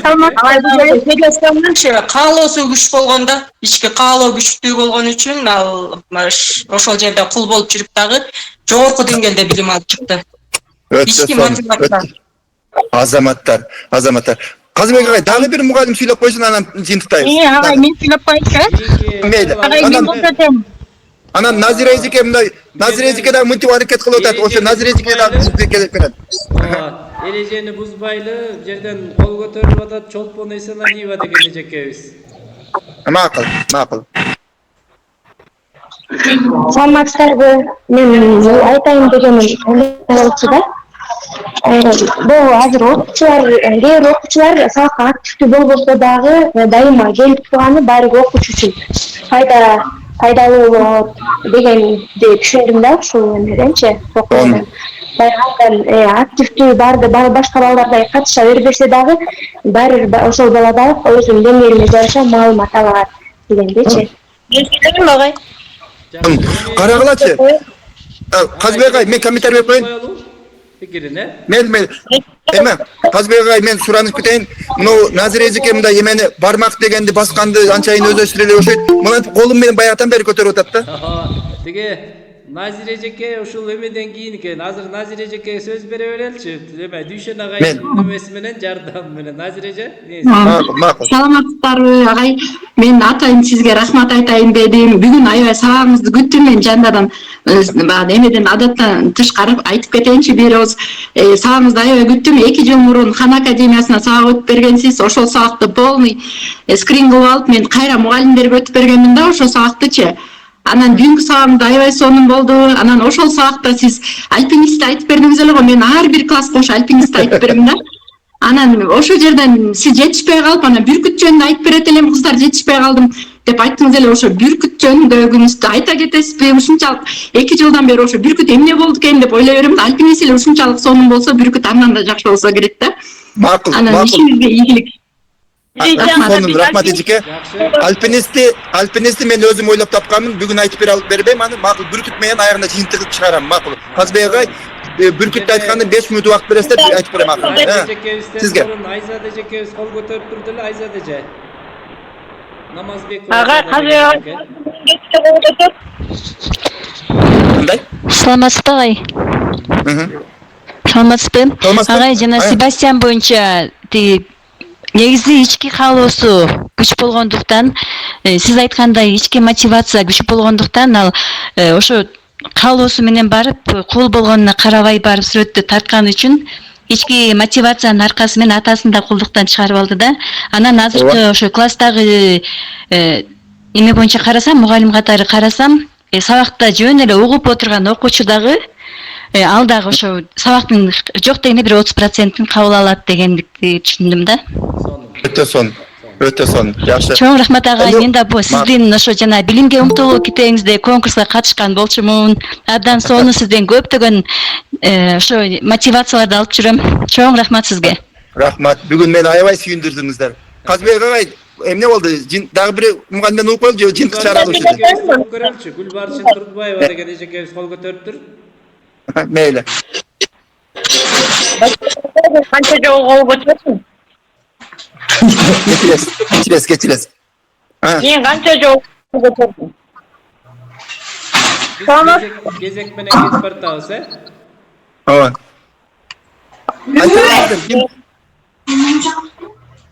Ооба, саламатчылык. Таппай калдыңыз. Анара деген эжекебиз, Анара Абдыжапарова. Саламатсыздарбы агайлар? Агай, жанагы сиздин айтып аягында жыйынтыктаган окуяңыз боюнча айта кетейин дедим да. жанагы бул биринчи кызыгуу болуш керек экен деп атам да. Эң биринчи кызыгуу. Кызыгуу болгон үчүн ошо сыртта жүрсө дагы ал сабактын ичине, класстын ичине кирип сабакка катышпастан сырттан угуп эле ошо кызыгуунун негизинде жанагындай игиликтерге жетип атат деп атам. Эң биринчи балдарды эң биринчи сабагыбызга кызыктырып алып, анан сабак өтсөк көптөгөн игиликтерге жетет экенбиз деген жыйынтыкка келип отурам. Жакшы. Азаматсыз анара. Жазгыр Шеримбекова деген Адина. Эң негизгиси сүйүү, анан кызыгуу болуш керек да. Эч качан сүйүү эч жерде калбайт. Ал канчалык деңгээлде сүйүп турса, бардык нерсени алып кете алат деген пикирге келем. Өтө жакшы Адина. Азамат. Бир маселени белгилеп койгум келди агай. Окуучу тараптан ички мотивация деп атабыз, андан сырткары сабактын мазмуну менен мугалимдин чеберчилиги дагы болгон кемеде чоң роль ойнойт. Сонун асылган эжеке. Рахмат. Казыбек агай, эмне кылалы? Орто жерден сиздин бир комментарийлерди угалы, анан бияктан дагы бир аз бир 3-4 эжекебиздин ой пикири бар окшойт, кол көтөрүлүп турат. Макул. Мен макул. Сиздин бүркүтүңүз угалы андан кийин. Макул. Мен кыскача өзүмдүн мындай, мен деле бул жерде мен деле сиздердей эле катышуучумун, бирок жанагы окуядан мен өзүмө сабак алганым мындай да, кесиптештер. Эч нерсе шылтоо болбош керек. Үйрөнөм деген адамга шылтоо болбош керек. Мисалы үчүн кээде окуучулар айтып калат, ай кап мен жеке менчик мектепте окуганда, мен Бишкекте жашаганда, мен Америкада жашаганда, мен частный мектепте окуганда, ай ал шылтоо болбош керек. Керек болсо кай жерде жашайсың, кандай мектепте окуйсуң, өзүңөрдө кызык болуш керек. Көрдүңөрбү, баягы мугалим сабак бербей атса деле ошодон үйрөнүп атат. Демек биздин балдарда дагы кээде ошо албетте ресурстар болуш керек, мыкты китептер болуш керек. Бирок жок деп эле шылтоо кылбастан мүмкүнчүлүк издеш керек деген менен ушул менин жыйынтыгым Казбек агай. Жакшы, рахмат агай. Анда азыр бир 2-3 эжекебизге суроо, пикирлер болсо билдирип алсын. Самара эжеке Эркенбаева. Саламатсызбы, сиздин сабагыңызга биринчи жолу катышып атабыз. Анан ошол жанакы айтып аткан окуяларыңыздын баардыгы ушул шылтоо болбош керек да. Кээ бир убактарда ушул окуучуларда ар кайсы шылтоону айта беришет да, бирок ошол ички умтулуу, кызыгуу болсо эч нерсе шылтоо боло албайт да. Анан согуш убагында деле окушканда ошол чыракты коюп алып, ошол умтулуу болгондуктан. Анан ошол биздин дагы айтып атасыз, ошол бир жанагы ушул долбоордун эмесинде астыга коюлган жана подарка эмелер үчүн кызыгып катышып атасыздар го деп. Жок, бизде ушул эмдиги жылкыга дагы толтура пландар түзүп койдук да биз. Жаңы долбоорлордун баардыгын. Ушул агайга чоң рахмат, ушул долбоорго рахмат. Биз ушул эки жетектеп атабыз. Анан быйылкы жылкы эмес, кийинки жылкыга дагы планды коюп, мындай бир сонун мүмкүнчүлүк болуп атат да бизге. Рахмат. Өтө жакшы. Сонун рахмат эжеке. Азыр Даван 2025 деген ат менен бир кесиптешибиз кирип аттыр. Сөз сизде. Давран агай окшойт, э? Даван 2025 деген. Агай мен болушум керек. Ооба. Агай, биз ошол Нарын районунан катышып жатабыз. Бүгүнкү сиздин берген маалыматтарыңызга абдан ыраазыбыз. Ишиңизге ийгилик. Алыс жакта болсоңуз дагы мекениңизди ойлоп, ушундай бизге жогорку деңгээлде мотивация берип, жакшы сабак өтүп бердиңиз. Аябай ыраазыбыз.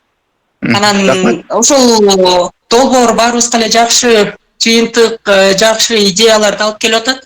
Биз дагы ошол өкмөткө барып, кечээ жакында эле колдоо күтүп, ушуну айыл өкмөткө жайылткыла, жо көбүрөөк акча каражатын бөлүп берели деген сунуш тартышты да. Сон. Анан буюрса ошо окуучулар дагы аябай мотивация алып келди. Жакшы, агай Казбек агайга да ыраазычылык билдирем. Ушундай Казбек агайдай демилгечи, бир нерсени баштайм деген, жигерди үчтейм деген, изденген бизде азаматтар көп болсунчу. Рахмат. Биз да сүйлөп койсок болобу агай? Келиңиз. Чолпон эжекебиз. Чолпон Рахманова эжекебизге кезек келди азыр. Агай, жана сиздин айткан мугалимдерге педагогикалык конкурстар уюштурулуш керек, өзүнүн ишмердүүлүгүн жараша дегениңизге каршы пикир айтайын деп, эмне үчүн мугалимдер башка тараптан өмүрүбүздү башка тараптан өзү издеп көргөнгө мүмкүнчүлүк болбошу керек деген сыяктуучу. Дүйшөн агайга. Жок, болуш керек. Болгону мугалимдер эч нерсе билбейт, мугалимдердин аянасы аз, мугалимдерге мен каалагандай нерсе үйрөтө берем деген. Эркайым мен сүйлөп атам, эркайым. Эркайым кой тур, мен жооп берип атам, эркайым эжеке. Мен чолпон эжекеге жооп берип атам. Эркайым эжеке 1 минут. Азыр эмес, өчүрүп коелу менен. Мен чолпон эжеке, албетте биздин билим берүүдөн сырткары болгон жердештерибиз, замандаштарыбыз жардам берсин. Болгону алар мугалимдер эч нерсе билбейт. Мугалимдерге мен каалаган нерсемди үйрөтөм деп эмес, мугалимдер менен чогуу кызматташса деген гана тилегим бар. Рахмат агай. Агай эми мындай кылалы. Азыр бизде Кудай буйрса 140тан ашык адам катышып атат. Бул бизден сизге бир сыйра маалымат берсем керек эле, ушул жердеги катышуучулар ар бири өзүнүн мектебинде интеграцияланган ирим түзүп атышат. Анан бир мектептен команда бир эле телефон менен чыгыңыздар, себеби өтө көп болгондо батпай каласыздар деген өтүнүчтөр болгон. 70тен ашык киши жалгыздан катышып аткан, анча мынча болсо да 140тан ашык адам бир жерге катышып атат. Анан анын баарынын пикирлерин бир жерге батырыш кыйын болуп калды агай. Анан бул чатта жазылган нерселерди окуп койбосом болбой калат го. Ошону да бир сыйра сизге мазмунун мага жөнөтүп коюңуз. Бир жерден ошо катышып аткан командалар өзүлөрүнүн аты жөндөрүн жазышты. Анан бир жерден ошо сизге терең ыраазычылык билдирип атышат. Абдан сонун мындай тренинг, вебинар болду, абдан сонун жакшы маалыматтарды алдык. Ушунун шылтоосу менен өзүбүзгө дагы мындай мотивация алып калдык деген пикирлер келип атат. Анан жанагы сиздердин суроолор, сиз берген суроолорго дагы жооп берип ийишиптир бул жерден. Эң башкысы ошо сизге аябай жакшы көп тиги терең ыраазычылыктарды билдирип атышат. Рахмат. Менин оюмча билимине карап баалоо жакшы, окуучуга угузуп бири-бирине баалатса жакшы деп ойлойм дейт. Туура. Таластан абдан жакшы. Бейшенова деген эжекебиз Таластан салам айтып атат. Бүгүнкү ошол семинарга Нарын облусунан сырткары Ош, Таластан дагы биздин конокторубуз келип катышты. Анан көптөн бери ушул семинар тренингтерге чаткал өрөөнүнөн дагы биздин кесиптештерибиз катышып келип атат. Анда кандай кылалы? Сиздин бүркүтүңүздү укпасак болбой калды. Надире эжеке рахмат. Ошол мен айткан жанагы альпинист деген бул өзүм ойлоп тапкан окуя эле. Аны башка учурда айтармын. Назира эжеке уккан экен. Ошону айтып, башкаларга жайылтып жүргөнүңүз чоң рахмат. Ал эми азыркы айта турган бүркүт бул мен өзүм тапкан эмесмин. Бул бүркүт дегенди мен укканмын мен дагы. Азыр мен слайдты бөлүшкөнгө аракет кылайынчы. Бөлүшүүгө мүмкүнчүлүк эмени өзүңүз коюп бериңизчи. Мен эмени реакциясын көрөйүн. Акыркы сүрөт бар, бүркүттүн сүрөтү бар. Слайдты коюп берсеңиз Казыбек агай. Слайдтын акырында бүркүттүн сүрөтү бар. Азыр агай 1 минут. Ошо бүркүттү көрүп алып сүйлөшөлү. Чер жазышып, ошо менен коштошобуз анан. Вай бүркүт деген кандай сонун. Кыргызда бүркүттү аябай баалайбыз туугандар. Өзү жаныбарларды айтып келсек, кээ бир жаныбарлар көбүнчө бизде терс каарман. Кээ бир жаныбарлар оң каарман. Аябай жакшы жактарын көп айтабыз. Бүркүттүн жакшы жагын көп айтабыз, Азыр айтып баштасам өзүңүздөр аябай жакшы жактарын көп айтасыздар. Акырында бүркүткө алып барыңыз. Азыр эми Казыбек агай Теңир Соо жакта билбейм. Сиздердин айылдарда бүркүт деген киши, бүркүт деген ат коюлабы? Жок. Коюлбайбы? Талас жакта коюлабы? Салтанат эжеке, бүркүт деген эркек кишиге. Макул. Матстарбы бар агай, бүркүт деген улуу агайларыбыз бар, аттары бар. Көрдүңүздөрбү? Бүркүт деген кыргызда ат коюлат. Ал эми мисалы үчүн Сагызган деп ат коюбойбуз. Себеби сагызган көбүнчө тез каарман. Бүркүттүн эмне жакшы жактары бар? Бүркүт деген бул мындай өзүнчө көрөгөч, эр жүрөк, бийикте учкан, ушундай бийиктикте учкан эме эркин куш болгондуктан, канаттуу болгондуктан, ушу бүркүттү көбүнчө мындай жакшы нерсеге эме кылабыз да, жооруйбуз бүркүттүчү. Бул окуя мындай экен. Эми бүркүттөрдү изилдеген адамдар бар экен. Аларда изилдөөчүлөр бар экен да, бүркүттүн турмушун, бүркүттөр кандай өздөрүнүн балапанын өстүрөт, балапанын чоңойтот деп. Мен бир саясатчыдан уктум эле. Аны мага аябай жакты, ушуну дайыма айтып жүрөм да. Мындай деген окуя экен. Бүркүт өзүнүн балдарын тарбиялаганда бир өзгөчө тарбиялайт экен. Өзүңүздөр билесиздер, бүркүттүн уясы бийик зоолордо болот, ал жөнөкөй жерде эмес, зоолордо болот, эч ким жетпеген. Ошол жерде өзүнүн балапанын бүркүт чоңойтот экен. Чоңойтуп, анан балапаны мындай темир канат деп коелу, кара канат боло баштайт да, бир аз канаттары ката баштайт да. Ошондо мындай даяр болгонун байкап, бүркүттүн эмнегедир апасы эмес, атасы жардам берет экен деп изилдегендер, көргөндөр бар экен, мен эми барган жокмун, ошону сөзүн айтып атам. Бүркүттүн атасы ошол балапанды учканы жардам берет экен. Мындай кылат экен. Уяга келип, желкесинен алып туруп, бийик учуп барып, бүркүттүн балапанын таштап жиберет экен. Таштап жибергенде баягы балапан эмне, кайда баратам бул деп, канаттарын кагып көрүп, кайра кагып көрүп, анан жыгылып баратам деп ойлоп, эмне мени атам таштап жүрдү дейби, эмне дейт, аны өзү билет, түшүп келатып, анан катуураак канат катса, бара учуп кетет экен да. Учуп кетип, ошондо биринчи жолу бүркүттүн балапаны канаттуу болуп учат экен. Бирок, карап көргүлөчү, бүркүттөрдүн дагы кандай дейсиздер, 100% баары эле ошентип учуп кетеби? Жок. Кээ биркилери уча албай калгандар да бар экен. Алар деле адамдарга окшош экен. Ай, мени эмне таштап берди атам. Ушундай да таш боору болобу, жерге түшүп баратам деп түшкөндөр да бар экен. Бирок алар жерге жетпейт экен. Жерге түшүп таш болуп келатканда жогоруда карап турган бүркүттүн атасы, "Эй, сен кандай деген балапан болдуң? Аракет да кылбадың" дейт дагы. Кайра шуулдап учуп келип туруп, желкесинен алып, уяга салып коет экен. Бирок экинчи жолу жардам бербейт экен, тийбейт экен. Казыбек агай, ушул жерде өчүрө бериңиз эми слайдта. Мен азыр суроо берем. Эң негизги суроомо келдим. Мугалимдер, кесиптештер, бул баягы эмеден сабак алдык, Мурилле менен Себастьяндан. Бүркүттүн турмушунан адамзат кандай сабак алсак болот? Бүркүттүн атасынан, баласынын ташбоордук болуп атабы бул жерде? Же эмне деген эме кылсак болот? Ким кандай? Эми көп адамдарга кезек бербейли, 3 мугалимге кезек берели. Казбек агай, жардам бериңиз. 3 мугалим айтсын. Азыр Айзада Намазбекова деген эжекебиз кол көтөрүп атыптыр. Келиңиз Айзада эжеке. Жанагы суроого окшойт да эжеке.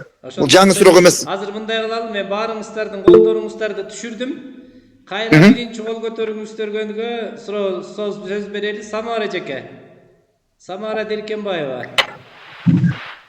Агай, ушул биринчи жолу мындай мүмкүнчүлүк берсе болот, анан экинчи жолу канат кагып кетпеген нерседен эч нерсе деле үмүт өтпөй койсо болот дегенди түшүндүм да.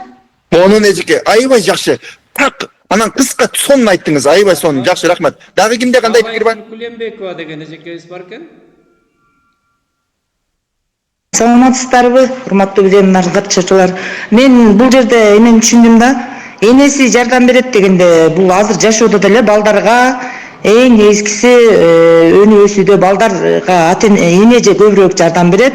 Атасы жана тосуп алып, кайра уясына салып, анан экинчи жолу ага жардам бербейт дегени бул ата ошол балага кайра да өз алдынча жашоого мүмкүнчүлүк бергени да, кечке эле колдой берсе бала ошого көнүп алат да. Мен ушундай түшүндүм.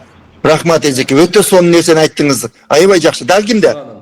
Гүлнура Чодронова деген эжекебизге көтөрүлүп турат. Агай, сизге чоң рахмат. Бүгүнкү сабак ойлосом болду. Эми бул бүркүт деген окуя бул да аябай таасирдүү экен. Мен бул окуя боюнча мындай айтып элем да, атасы жанагы балапанына жардам бербей кой бербейбеди.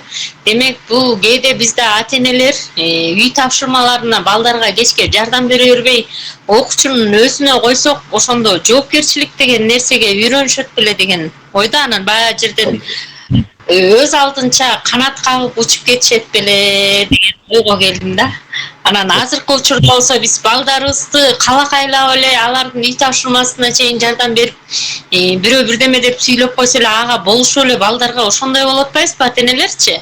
Анан демек бул коомго баланы жакшы көндүрүү үчүн, азыркы коомго баланы жакшы көндүрүү үчүн жана бүркүттүн атасы сыяктуу эле анча мынча жерден окуучунун өзүнө коюп койсок, кыйынчылыктардан өтсө, ошолордон жакшы балдар чыгабы дейм да. Мындай. Өтө сон.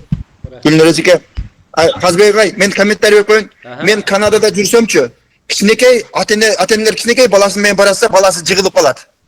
Элестеткиле, Нарында, Бишкекте бирөөнүн баласы жыгылып калса, 5-6 адам барып жардам бере коебуз. Тургуза коебуз. Ал америкалыктар, канадалыктар айтты, "Ой, жон кой, өзү турсун" деди да. Көрдүңүздөрбү? Бизде ашыкча эле жардам беребиз да, анын зыяны да бар экен. Адам ошого үйрөнүп калат экен постоянно. Кээде мүмкүнчүлүк бериш керек экен баланын бутка турушуна дагы. Рахмат. Казбек агай, мен эми жыйынтык чыгарып, өзүңүз жыйынтык чыгарып бериңиз. Аябай сонун маектеши болду. Мен да жумуштарым башка жумуштарым бар эди. Өзүңүз сонун кылып бүтүрүп бериңиз. Чоң рахмат агай. Эң башкысы мындай бир жардам керек болгондо, кайрылганда дагы мындай арзактан мындай кайтарым байланыш боло турган адамдарга кайрылабыз да. Анан ушул жерде канчалаган биздин кесиптештерибиз отурат. Учурда биздин кесиптештерибиз айрыкча сиздей болгон адамдардын жылуу пикирине, жакшынакай сөзүнө, бүгүнкүдөй мотивациясына ар кимибиз муктаж болуп турган учур. Анан Кудай буйрса ошол бүгүнкү өтүлгөн семинарыңыз ушул биздин кесиптештерибиздин келечектеги бир Кыргызстанда өнүп өсүп келе жаткан биздин жаш муундарыбыз үчүн абдан бир сонун, бир маанилүү, маңыздуу бир жыйынтык чыгарып алат деген ишеничтебиз. Анан сизге кыска бир эме кылып айтып кетелим. Мынакей азыр жана да айтып кеттим сиздерге. Азыркы учурда ушул жерде отурган кесиптештерибиз ар бири окуучулардын командасын түзүп алышып, ошол түзүлгөн командалар айыл өкмөткө, жергиликтүү кеңештин депутаттарына барып өзлөрүнүн ошол долбоорлорду сунушташып, анан көбүнчөсү, дээрлик көбүнчөсү колдоого алып, ошол долбоорду ишке ашырып атат да. Анан бул бизде бир өзгөчө бир иш-чара десек болот. Себеп дегенде окуучулар Кыргызстандын тарыхында ушундай бир жергиликтүү кеңешке барып, анан мынакей биз ушундай айылдын могу проблемасын чечип беребиз деген бир ой пикирге ойгонгону бул өзүнчө бир чоң ийгилик да. Анан ушундай адамдардын отурушу, сиздин айткан баалуу кеңештериңиз өтө бир баягы сонун жерге куйдуңуз. Кудай буйрса ушунун бир жемишин, ушунун бир ийгилигин эртеңки күнү сиз менен чогуу сезип көрөбүз деген ишенимдебиз. Кудай таалам өмүрүңүзгө береке берсин. Ишиңизге баскан кадамыңызга Кудай таалам береке берсин. Ушул жерде отурган жалпы кесиптештерибиз менен чогуу сизге терең ыраазычылык билдиребиз. Ишиңиз ийгиликтүү болсун. Кудайым ден соолук берсин агай. Кудай буйрса кийинки жерден дагы постто кайра жазып атышат чатка. Ошо дагы бир өтүп берсеңиз сонун болот эле деп атат. Кудай буйрса биз дагы ушу каалайт элек сизди ушундай бир вебинар эмес, кадимкидей келип семинарлардан жолугушууну каалайт элек. Кудай буйрса ага да Кудай таалам бир мүмкүнчүлүк берип, Нарын жергесинде биздин кесиптештер менен чогуу чаран бир жакшы бир ийгиликтүү иш болот деп ишенебиз. Анан сизди официалдуу түрдө ушу элдин көзүнчө чакырып коелу. Кудай буйрса май айынын 29-уна деген болжол менен убакытты коюп атабыз. Ушул долбоордун жыйынтыгы болот. Мүмкүнчүлүгүңүз болуп калса келип катышып кетиңиз. Нарын элди сизди кучак жайып тосуп алабыз агай. Сон. Өтө сон. Чоң рахмат. Мен дагы аягында ушу менин пикиримди айтып койсом өтө жакшы. Мен ушул Казбек агай башында суроо албапмын, азыр суроо алып кайрадан өзүмчө сүйүнүп атам. Демек, сиздердин иштеп жаткан долбоор өзгөчө долбоор. Жанагы мен айткан эптеп эле сыйлык утуш, же болбосо эптеп эле сырткы мотивация үчүн бир жака барып келиш эмес. Бул жерде сиздер ошол менин түшүнүгүм боюнча ушул долбоордо иштеп аткан мугалимдер, окуучуларда катыштырып аткан болсоңуздар, алар үчүн эсте кала турган бир мындай окуялар болуп атыптыр да. Сиздер ошол эле учурда жергиликтүү ушул эмес шартта бир көйгөйдү чечүү маселелерин да көтөрүп атасыздар. Ошондо окуучуларда сиздер эмпатия, бирөөнүгө болгон боорукердик жана ошондой эле соопчулукту да кошо алып кетип атасыздар, адамдык сапатты кошо алып кетип атасыздар. Демек балдар алган жөн эле жаттап алып билим албастан алган билимин турмушта да колдонуп атат экен. Ошого Казыбек агай сизге жетектеген долбоорго баарыңыздарга ийгиликти каалайм. Бар болуңуздар, аманчылыкта жолугалы, дайыма келечекте Кыргызстан өнүгө берсин, Кыргызстан билимдүү, илимдүү жаштарды тарбиялай берели, бар болуңуздар. Уруксат этсеңиздер, мен чыга берейин, Ийгиликтүү болсун, чоң рахмат сизге. Ишиңизге ийгилик, Кудай буйрса келээрибизде дагы жолугабыз деген ишенимдебиз. Рахмат агай сизге, чоң рахмат. Макул, жакшы отуруңуздар. Рахмат. Эми урматтуу кесиптештер, биздин вебинарлардагы жыйынтыгына келип жетип калды, Кудай буйрса. Кудай буйрса сиздер менен кийинки жуманын ичинде мындай кандай десек, ушул долбоордун жыйынтыгы, сиздер аткарып аткан иштердин бир сиздердин көзүңүздөргө көрүнүп аткан бир ийгиликтери жөнүндө сүйлөшүп көрсөкпү деген ой болуп атат.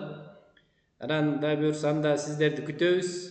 Анан ушул жуманын аягына чейин сиздерге баннер кылып жазап туруп, сиздер мисалы жанагы көп суроолор болуп калып атат да, тестти качан салабыз, анан тигини качан салабыз, анан деп графикти Кудай буйрса сиздерге салып коебуз. Биз өзүбүз менен бир сыйра бояктагы жетекчилер менен да макулдашып коелу графигин. Анан 10 майга чейин, майдын 10-уна чейин сиздер видео роликтерди сала берсеңиздер баалоого кошулат. Себеби биз азыр калыстар тобунда шайланчу адамдар менен сүйлөшөлү дедик. Сиздер себеби биз мурда май айынын ортосунда кылалы дедик эле, бирок ал учур кичине ыңгайсыз болуп калчудай болуп атат. Себеп дегенде ОРТ мектепте 25-майга даярдык деген маселелер башталат экен. Ошон үчүн 25-майды бүткөрүп коюп, андан кийин жыйынтыктоочу иш-чараны өткөрөлү деген чечим болду. Ошон үчүн майдын 10-уна чейинки видеолоруңуздар баалоого кошулат. Бирок андан кийин видео роликтерди ал конкурс бүтүп калды, эми баалабайт деп салбай койбоңуздар. Ошол видеолорду салып койсоңуздар, кийинки иш-чаранын уланышына, өзүңүздөрдүн баштаган ишиңиздердин жыйынтыгына айрым жетишпей калган видеолоруңуздар болсо салып койсоңуздар болот. Анан кошумча дагы маселелер бар. Бул жерде баалоо критерийлерине бир аз өзгөртүү киргизилиши мүмкүн. Кичине себеп дегенде жанагы окуучулардын билим сапаты деген критерийди кошуп койдук эле, бирок окуучулардын билим сапатын биз баалаганда реалдуу бааланбай калышы мүмкүн экен. Себеп дегенде ар кимиңиздер өз алдынча баалап каласыздар. Анан сиздер эми эгер окуучулардын билим сапатын десек, анда учуруп ийесиздер да.